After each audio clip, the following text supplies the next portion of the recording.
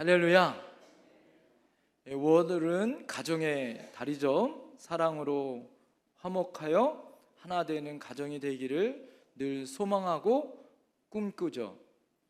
자, 그래서 5월의 가정의 달 가운데 어린이날도 있고요, 어버이날도 있고요. 오늘은 부부의 날이다라고 합니다.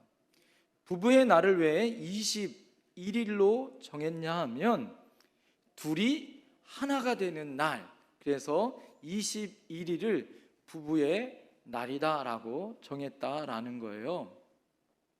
그러면서 제가 설교를 준비하면서 읽었었던 한 이야기를 여러분들에게 함께 나누기를 소망합니다. 오늘 70목은 노부부가 성격 차이로 인하여서 이혼을 하게 됐다라는 거예요. 요즘 여러분 황혼 이혼이다 이렇게 말하잖아요. 여러분, 이 성격 차이로 이혼한 이 노부부가 이혼하는 그날, 그 이혼을 담당했었던 변호사와 함께 마지막 이혼 도장을 찍고 감사하는 마음으로 함께 셋이서 식사를 함께 나누었다라는 거예요. 그 식사 메뉴가 무엇이냐면 통닭을 함께 먹었다고 합니다. 통닭을 주문하여 할아버지 남편이 마지막으로 자기가 좋아하는 이 날개 부위를 뜯어서 아내에게 주었다라는 거예요. 마지막 내가 자기가 좋아하는 이 날개를 아내에게 주면서 맛있게 먹으라고 그 모습을 지켜봤었던 동석했던 이 변호사가 어찌 그 모습이 아름다운지 이분들은 다시 합칠 수 있겠다라는 그런 소망의 마음을 갖는 순간, 이 아내였었던 할머니가 기분이 상한 표정으로 마구 화를 내면서 이렇게 말했다라는 거예요. 지난 40년 동안 내가 당신한테 그렇게 말했는데 당신은 지금도 이혼하는 그날 자기 중심으로 생활하고 지금도 자기 중심적으로 행동하고 있다고.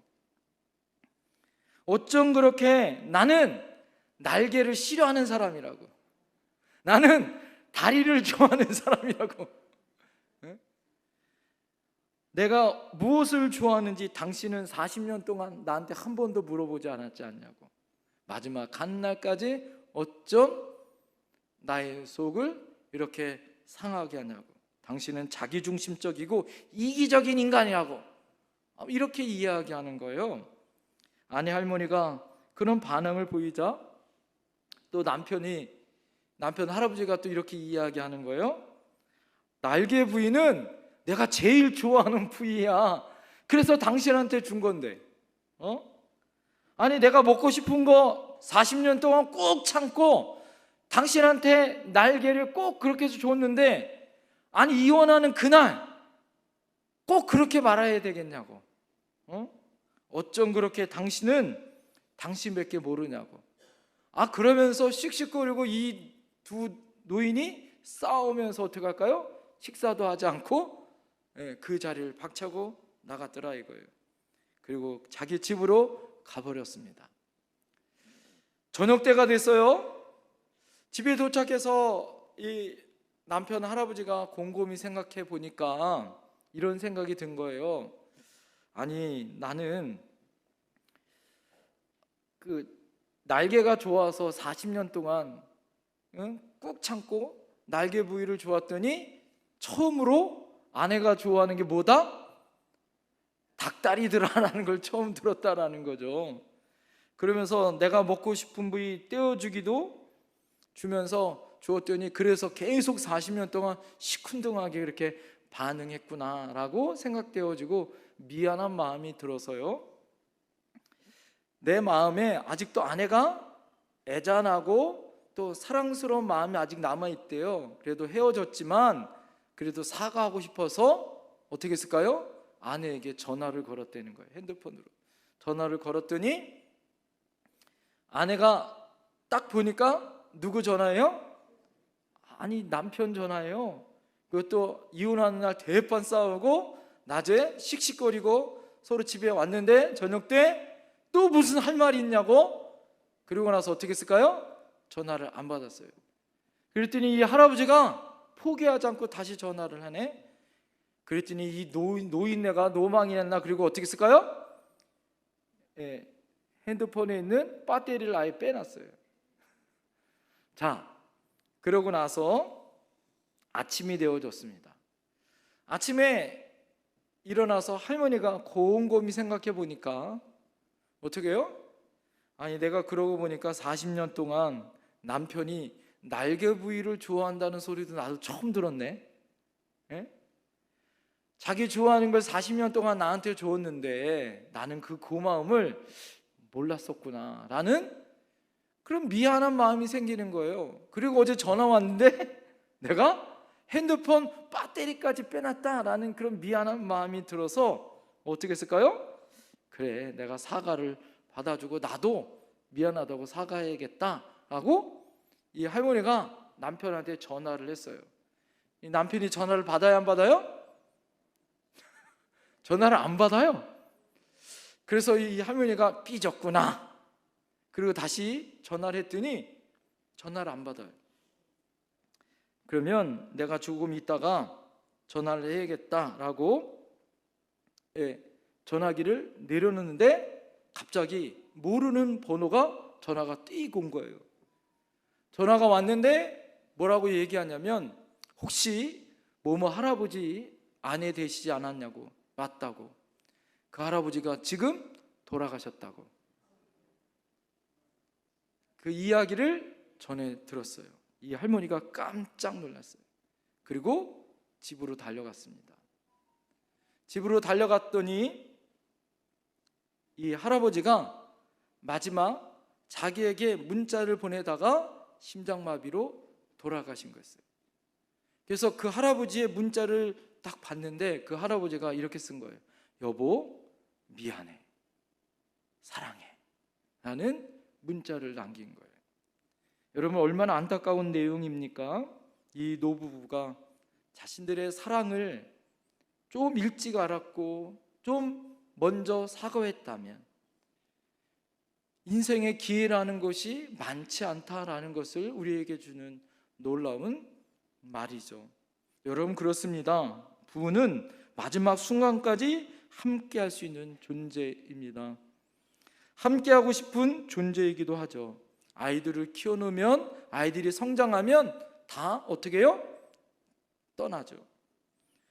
그러나 마지막 자기 짝은 마지막 자기 운명을 볼 수 있는 것은 자기 아내밖에 없다라는 거예요.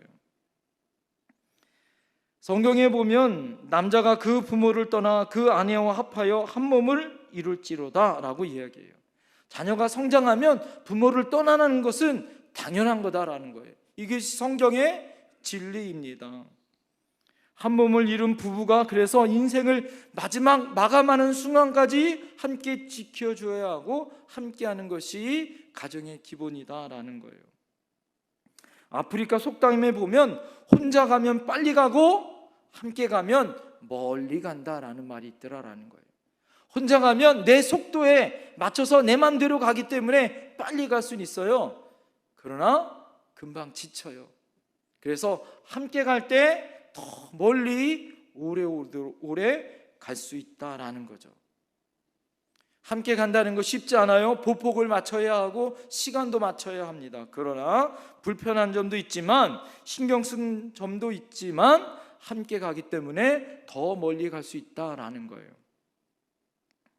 어쩌면 하나님께서 아담을 혼자 살게 아니하냐고 아담에게 하와를 그 갈비뼈를 통하여 만드신 이유가 바로 그 이유가 있더라. 하나님께서 아담에게 하와를 주시면서 뭐라고 말씀하십니까? 이는 너의 돕는 배필이다 이렇게 말씀하셨어요. 여러분, 우리가 하나님 앞에 부름받은 사명자의 길을 걸어갈 때 어떻게 해요? 힘들어요, 지쳐요. 우리 인생길을 걸어갈 때 힘들고 어려워요. 어떤 분은 그렇게 말할 수 있어요. 목사님, 말씀하세요. 그냥 하늘나라 보니까 얼마나 시원한지 그냥 이렇게 말할 수도 있어요. 그러나 여러분, 오랫동안 그 사명을 감당하기 위해서는 우리가 하나님의 아름다운 가정 안에서, 여러분 안에 아름다운 가정을 안에, 특별히 부부의 날을 맞이해서 서로 하나님의 은혜 안에 어떻게 아름다운 가정 안에서 부부로서 살 수 있을까? 5월달 되어지면 목사님들에게는 참 많은 고민이 있습니다. 가정 안에, 가정에 대한 설교를 해야 되는데 가정 안에 많은 아픔과 상처들이 있어요. 그 설교를 하면 분명히 이 설교를 하면 부딪히고 아픔이 있는 성도들이 있을 것을 알면서도 어쩔 수 없이 성경의 말씀의 진리를 가르쳐야 하고 말씀을 전해야 하는 목사의 운명일 수 있어요. 여러분, 오늘 성경에 보면 브리스길라와 아굴라 부부는 멋진 신앙, 멋진 인생을 산 사람들입니다. 아굴라는 여러분 남편이고요, 이 브리스가라는, 원래는 브리스길라라는 말이 원래 맞아요. 그러나 사도 바울이 이 브리스길라를 애칭으로 브리스가라고 부른 거예요. 그러니까 여자가 앞에 나와 있고 남편 아굴라가 뒤에 나와 있습니다. 여러분, 오늘 이 두 부부가, 아굴라와 브리스길라 이 두 부부가 모범적으로 어떻게 아름다운 가정을 이끌어 갔는지, 오늘 그 말씀을 함께 은혜를 통하여 나누려고 합니다. 여러분, 오늘 이 두 부부는요, 첫 번째 한번 따라해 보시겠어요? 이 부부는 늘 함께하는 부부였습니다. 여러분, 이 부부가 늘 어떻게 함께하였는가? 사도 바울의 만남을 통하여 우리가 알 수가 있어요.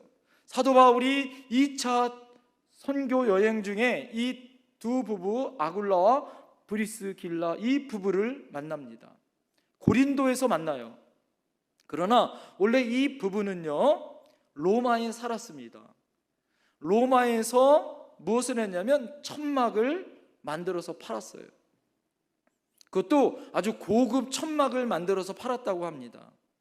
그래서 큰 재력도 있고 부자도 있었어요. 그러나 AD 449년에 로마 황제 글라우디오가 뭐라고 얘기하냐면, 글라우디오가 모든 유대인들은 로마에서 떠나가라 라는 명령을 내립니다. 그때 이 아굴라와 브리스길라가 어떻게 해요? 로마에서 살지 못하고 사업을 옮겨요. 그래서 고린도로 옵니다. 고린도에 와서 천막을 만드는 사업을 하고 있는데, 그때 이 사도 바울이 기술이 있었어요. 그것이 무엇일까요? 천막을 만드는 기술이었어요. 그래서 선교를 할 때 자비량으로 자기의 선교의 자금을 만들고, 또 자기가 하나님의 복음을 전할 때 이 잡이 있었어요. 일이 있었습니다. 그것이 천막을 만드는 일이었어요. 그래서 이 아굴라와 브리스길라 부부와 함께 천막 만드는 일을 같이 했습니다.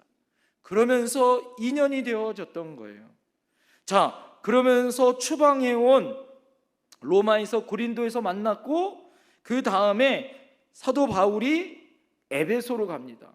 에베소로 갈 때 이 브리스길라와 아굴라도 쫓아와요. 그래서 에베소에서 함께 사역을 감당합니다. 그런데 대단한 것은 에베소 교회에서 사역을 감당할 때 에베소 교회의 개척을 어디서 하냐? 바로 이 아굴라와 브리스길라 집에서 개척을 한 거예요. 그러니까 여러분 어떻게 합니까? 주중에는 천막 사업을 하고 주일에는 그 집에서 에베소 교회를 개척해서 복음 전하는 사역을 감당해요. 그러다가 바울이 어떻게 해요? 로마로 갑니다. 로마서를 쓸 때 그들도 함께 어떻게 해요? 로마에 가서 그들을 다시 섬기고 도와줘요. 옥에 갇혀있는 옥바라지를 누가 해주냐? 바로 이 아굴라와 브리스길라가 함께 해줍니다. 나중에 디모데후서의 기록에 보면 바울이 로마 감옥에 갇혀있을 때 디모데의 사역을 돕기 위해서 그가 다시 에베소에 가서 머물러요. 여러분, 이렇게 하나님의 은혜 가운데 그들이 성경에 모두 몇 번이 기록되냐면 이 브리스길라와 아굴라가 6번의 성경이 기록되어집니다. 이 성경이 6번이 기록될 때마다 이 두 사람의 이름이 함께 기록이 되어 있다라는 거예요. 그리고 사도 바울을 쫓아서 함께 그리스도의 복음을 전할 때마다 함께 동행하였다라는 거예요.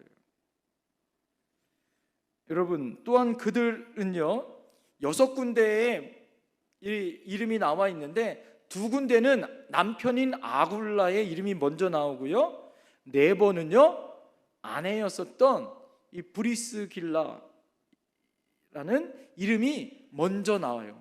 여러분, 이 이름의 순서가 굉장히 중요합니다. 왜 이름의 순서가 중요할까요? 로마 교회, 이 당시에 이 로마 교회에서는요 이 브리스길라와 아굴라가 아주 중요한 역할을 감당했다라는 거예요. 그러나 여러분, 이 로마 교회에서 더 중추적이고 더 힘 있는 사역을 감당한 것은 남편인 아굴라가 아니라 여자 누구?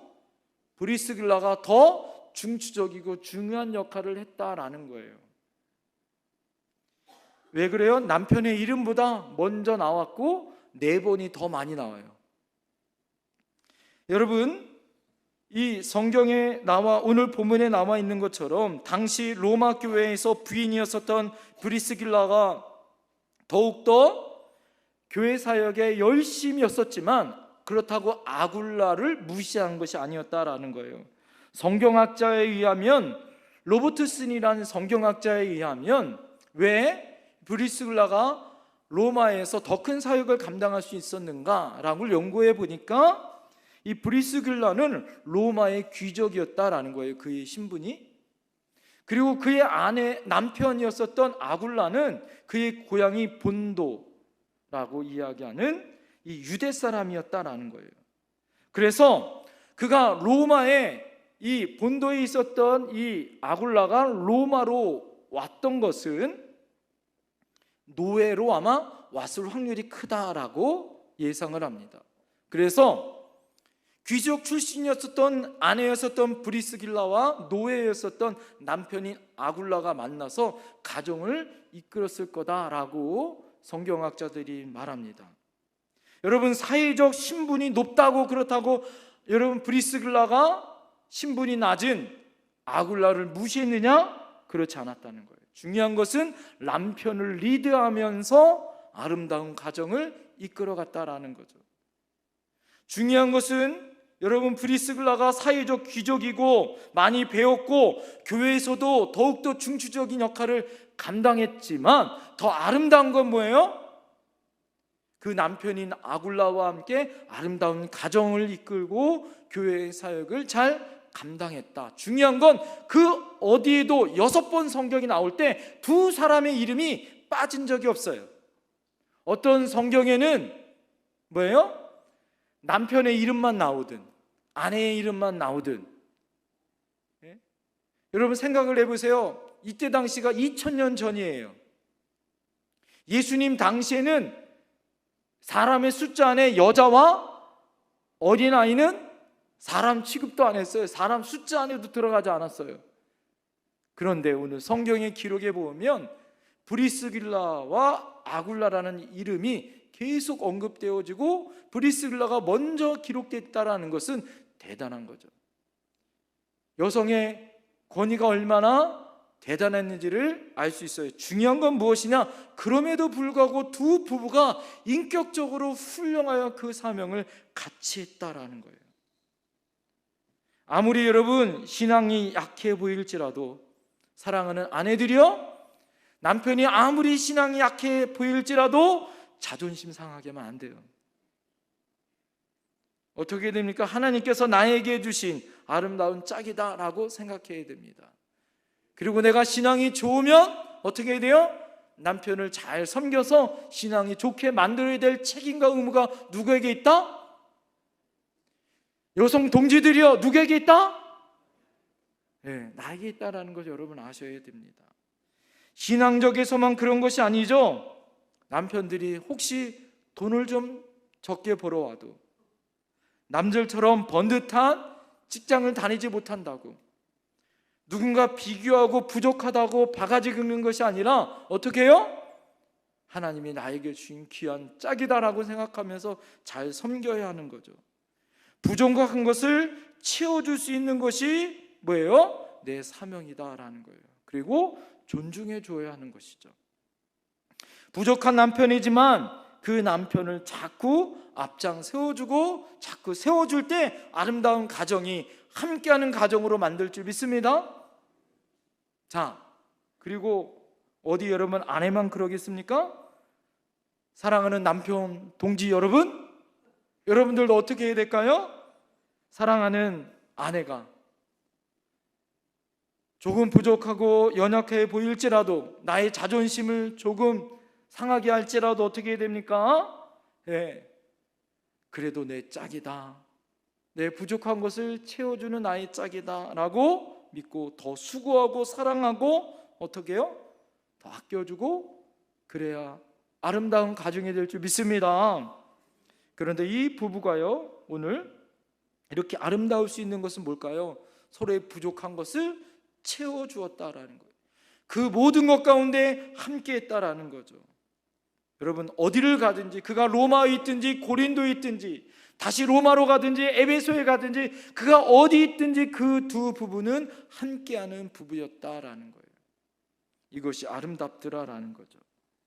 여러분, 우리 안에 다 완벽한 사람이 어디 있어요? 부부끼리 앉았으면 한번 쳐다보세요. 완벽한지. 우리가 보면 다 부족한 것만 보여요. 그러나 하나님께서는 우리의 부족한 것을, 하나님께서는 그것을 내가 채우도록 아름다운 가정으로 만들었다라는 것을 믿으셔야 할 줄 믿습니다. 여러분, 이 세상에 가장 맛있는 라면이 무슨 라면이라고 제가 말씀드렸어요? 그대와 함께라면이란 라면이에요. 신라면 아니에요. 그대와 함께라면이에요. 그 라면을 먹을 때 여러분, 아름다운 그런 맛있고 좋은 인생 될 줄 믿습니다. 조금 부족해도 서로 도와줘야 하는 것이죠. 서로 온전한 인격을 갖추도록 서로 도와줘야 하는 거예요. 신앙적으로든 인격적으로든 서로 성장할 수 있도록 도와줘야 하는 아름다운 사명이 우리에게 있다라는 것, 이것이 주님이 우리에게 부부된 이유다라는 것을 믿으셔야 할 줄 믿습니다.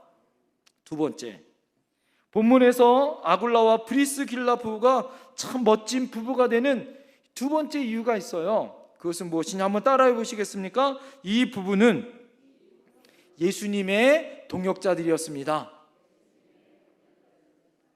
이 부부는 뭐든지 함께 했을 뿐만 아니라 예수님의 동역자들로 기억에 쓰임받았다라는 거예요.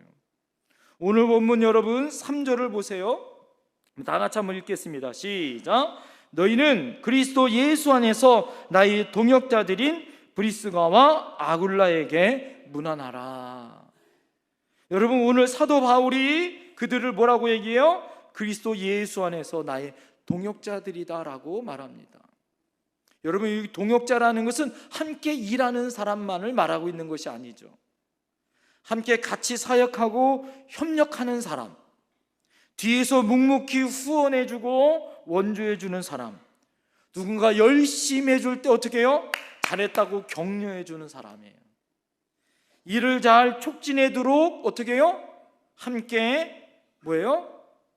응원해주는 사람이에요. 오늘은 스승의 주일이기도 합니다.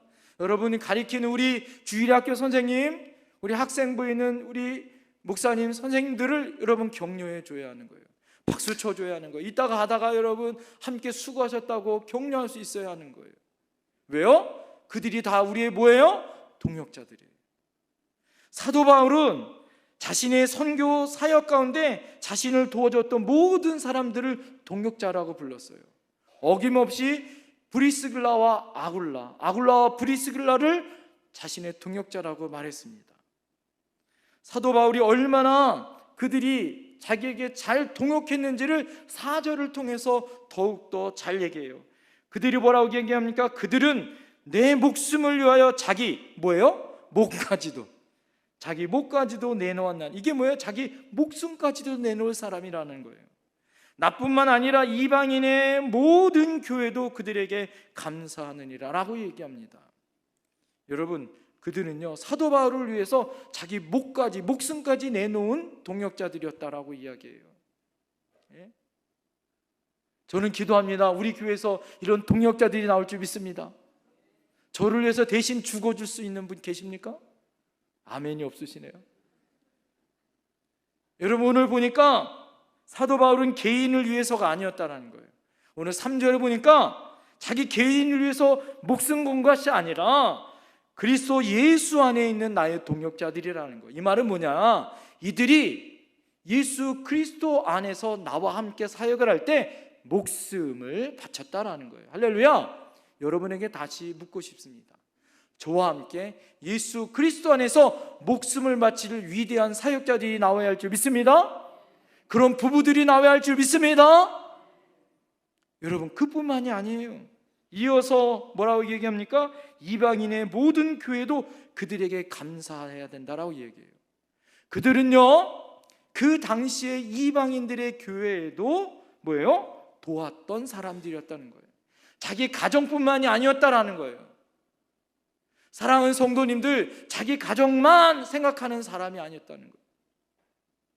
5월달 가정의 달을 맞이해서 여러분, 내 가정만이 아니었다는 거예요. 아굴라와 브리스길라라는 이 두 부부는 그 주변에 있는 이방인의 교회들도 어떻게 했습니까? 힘들 때 도와줬고 헌금하였고 용기를 주었고 힘을 주었었던 사람이었다라는 거예요. 그래서 바울이 뭐라고 얘기합니까? 그 주변에 있는 교회들도 이 브리스길라와 아굴라에게 감사해야 된다 이렇게 인사를 합니다. 뿐만 아니라 오늘 자기들의 집을 교회의 집회 장소로 내어주었다라고 얘기합니다. 여러분, 그것이 바로 에베소 교회예요. 여러분, 가장 큰 복이 무엇입니까? 여러분의 가정이 아름다운 교회가 될 줄 믿습니다. 교회가 개척한 거예요. 에베소 교회가 개척했습니다. 여러분, 에베소 교회가 집을 개척했다고 생각해 보세요. 쉽습니까? 두 가지의 가장 큰 어려움이 있어요. 첫 번째는 여러분, 자기 집을 개방하는 귀찮음이 있어요. 자기 집을 개방한다는 건 뭐예요? 주일날만 예배를 드리는 것이 아니잖아요. 시시때때로 자기 집에서 예배를 드려야 합니다. 이것이 얼마나 힘들고 어려운 일입니까? 예?